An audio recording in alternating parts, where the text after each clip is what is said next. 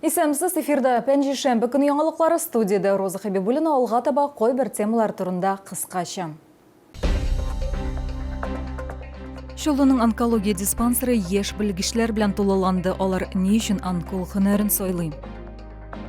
Ремонт ясалган, ләкин проблемалар калган. Калмашта яшәүчеләр ремонтланган юлдан зорланалар.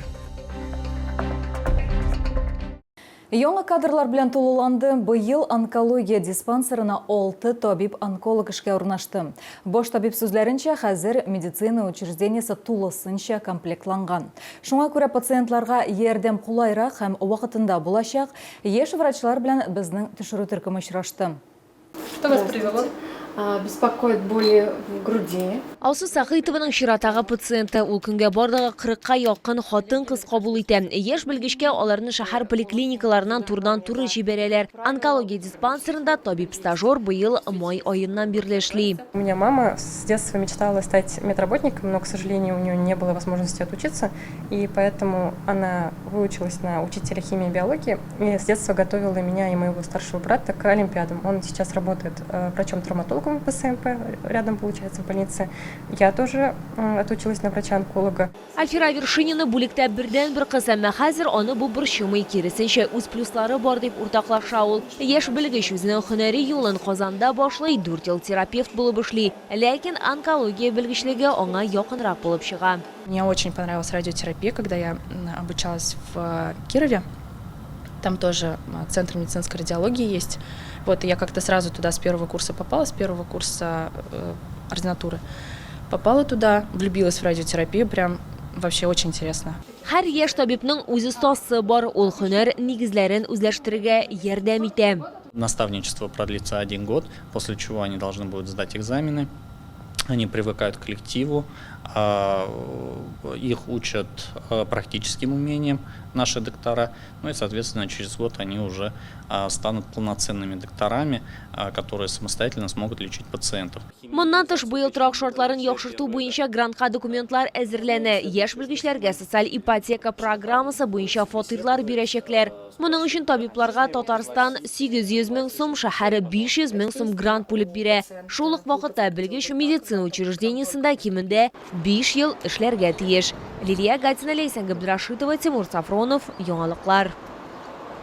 Тукай районы Калмаш авылында юл төзекләндерелгән. Биредә яшәүчеләр сүзләренчә, элек аннан йөрү мөмкин булмаган. Тирән чокырлар һәм җимерек урыннар юлны каршылыклар полосына әверелдергән.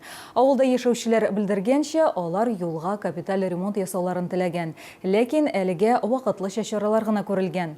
Хезмәттәшем урынга чыкты һәм башкарылган эшләргә бәя бирде. Калмаш авылында яшәүчеләр бу юлга бер генә тапкыр зарланмаган. Аларның сүзләренчә, асфальт дулкынсыманга әйләнгән. Бүтән җирдә тирән чокырлар, җимерелгән урыннар барлыкка килгән. Хәзер инде төзекләндерү эшләре үткәрелгән һәм халык юлны бәяләргә дә өлгергән. Хорошо, конечно, лучше, чем было намного. Здесь, да, была разбитая дорога. Ям много. Я вообще полностью иду пешком по дороге по этой. Поэтому все в порядке. Мне даже нравится, что сделали специальные такие, знаете, вот лежачие полицейские такие повыше. Потому что реально не будут гонять, люди будут более спокойны. Поэтому мне все нравится, спасибо. Биредә яшәүчеләргә юлны чәчелгән басу буйлап әйләнеп узарга туры килгән. Яңгырлы көнне бу катлаулы дип искә ала алар. Когда эту дорогу делали, мы все думали, что нам сделают ту дорогу, которая соединяет Калмаш и выходит едет в сторону города. Все лето мы ездили по полю, и мы думали, что все-таки эту дорогу сначала сделают, но все-таки ее сделали, но это все временно. К осени уже все будет все так же, как и было. Тукай районы башкарма комитетында аңлатуларынча, эшләр юллардагы аварияләр чокырларны бетерү өчен башкарылган. В связи с нецелесообразностью проведения ямочного ремонта на сегодняшний день на автодороге регионального значения Набережные Челны, водозабор, поселок Новый Калмаш, Кускиева, служащие организации выполнили мероприятия по снятию аварийной ямочности. Хәзерге вакытта бу юлда капиталь төзекләндерү үткәрүгә акчалар җәлеп итү буенча эш алып барыла. Мәсьәлә уңай хәл ителгән очракта проект төзелеш-монтаж эшләре 2026 елда башкарылачак. Лилия Гатина, Яна Вальдю, Тимур Сафронов, яңалыклар. Олар ватан үшін күрештім. Шолыда шул исемдегі махсус операцияда катнашучыларның портретлары күргәзмәсе уза. КамАЗ мәдәният сарайы арт холлында геройларны карарга, оларның биографияларын укырга, батырлык тарихларын белергә мөмкин. Ачылыш тантанасына күргәзмәне оештыручылар хәлак булган ватан сакчыларының туганнары һәм битараф булмаган шолылар килде. Олар арасында безнең төшерү төркеме дә бар иде. Олар ватан үшін күрешті күргәзмәсен оештыру идеясы авторы Павел Шабрин ул махсус операцияда катнашучы. Алгы сызыкка ул үз теләге белән китә һәм бер тапкырда моңа үкенми. Обсуждал долго по телефону, долго пытался, скажем так, это невозможно было скрыть. Родные отреагировали, как они могут на такое отреагировать. Ну, они приняли мое решение. Приняли, в радости там особо не было, но решение приняли. Поехал. Сын хотел у меня приехать ко мне. Павел Шабрин берничә китап язган һәм чыгарган, шул исәптән аның Титаник кушаматлы хәрби дуста турында да китабы бар. Я понимал, что мой какой-то опыт ранее, который у меня был там, да, на Северном Кавказе, он вот, пригодится. И со мной были ребята, которые также служили в различных подразделениях, так как спецподразделениях. Алар ватан өчен көрәште күргәзмәсенә СВОда хәлак булганнарның туганнары да килде. Ушел в бой обратно.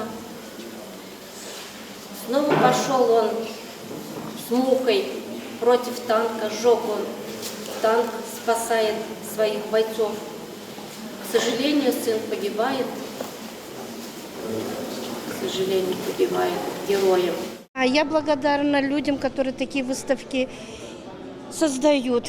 Это не нужно мертвым, это нужно живым, чтобы была память. Пока люди помнят ребят, они будут с нами всегда живы. Оештыручылар сүзләренчә, күргәзмә борчылу өчен түгел, ә горурлану өчен булдырылган. 80 портрет махсус хәрби операцияда катнашучы 80 хәрбинең тарихы. Алар арасында татарстанлылар, шулай ук чаллылар да бар. Стендларда сугышлар турында да язылган. Ребята в основном с 22-23 года, значит, операция «Бахмутская мясорубка», Гостомельский аэродром, из различных подразделений Министерства обороны, также из ЧВК «Вагнер» и подразделений Росгвардии. Шалыда күргәзмә 26 августка кадәр ачык булачак, хонда керү бушлай. Лилия Гатина, Эльмира Гайнадинова, Кирилл Хабзей, яңалыклар. Бу сезгә җиткерәсе соңгы мәгълүматыбыз иде. Мин Роза Хабибуллина, сезнең белән сау булашам, исән сау булыгыз.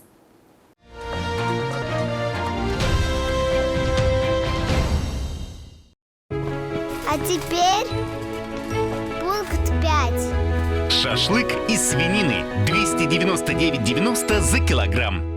Пчелы, встречай! Свежий улов прямо с Камчатки. Долгожданная чавыча, красная икра, масляная. Все от производителя. С 11 по 16 августа. ТЦ Грин, остановка Глобус.